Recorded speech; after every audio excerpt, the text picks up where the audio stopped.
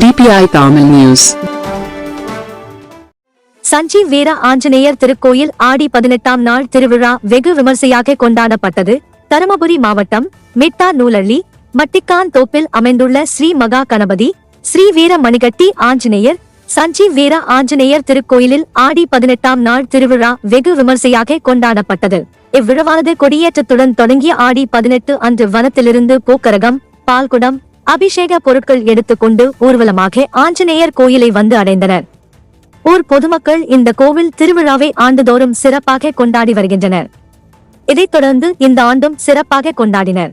இத்திருவிழாவில் கோவில் பூசாரி சின்னசாமி அனுமான் வேடம் அணிந்து பொதுமக்களுக்கு அருள்வாக்கு கூறினார். இந்த கோவில் திருவிழாவில் நிர்வாகத்தின் சார்பில் அன்னதானம் வழங்கப்பட்டது.